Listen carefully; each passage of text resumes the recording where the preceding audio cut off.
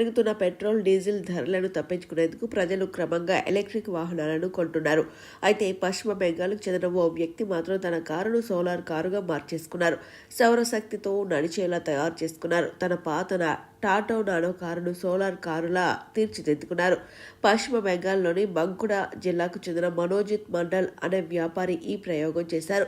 Solar పవర్తో నడిచేలా Tata nano కారును తీర్చిదిద్దారు. దీనికి ఇంజిన్ కూడా లేదు. కారు రూఫ్ పై సోలార్ ప్యానెల్స్ ఉన్నాయి. ఇది సోషల్ మీడియాలో వైరల్గా మారింది. కార్లకు సోలార్ పవర్ అనేది కొత్త కాన్సెప్ట్ ఏమీ కాదు. లిథియం అయాన్ బ్యాటరీలపై ఎక్కువ ఒత్తిడి పడకుండా కొన్ని కార్లకు సోలార్ సదుపాయం ఉంటుంది. అయితే మనోజిత్ మాత్రం సోలార్ శక్తితోనే నడిచేలా ఈ నానో కారును తయారు చేసుకున్నారు.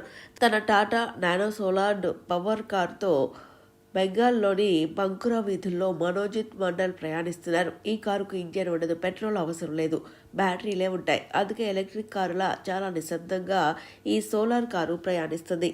30 రూపాయల ఖర్చుతో ఈ సోలార్ కారులో 100 కిలోమీటర్లు ప్రయాణించొచ్చని మనోజిత్ చెప్పారు. ఈ కారు టాప్ స్పీడ్ గంటకు 80 కిలోమీటర్లుగా ఉంది.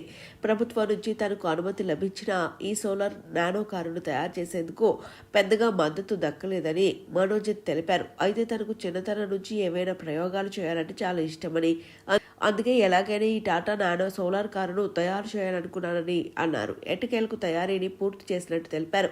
ఈ టాటా నానో సోలార్ కారు విజయవంతంగా నడుస్తోంది. 2008లో ₹1,00,000 ధరతో నానో కారును టాటా మోటార్స్ లాంచ్ చేసింది. దేశవ్యాప్తంగా టాటా నానో మోడల్ సంచలనం సృష్టించింది. ఈ స్మాలెస్ట్ కారు ఉత్పత్తి సేల్ను 2018లో టాటా నిలిపివేసింది. ఇండియాలోని సైజ్ పరంగా ఇది అత్యంత చిన్న కారులా ఉంది.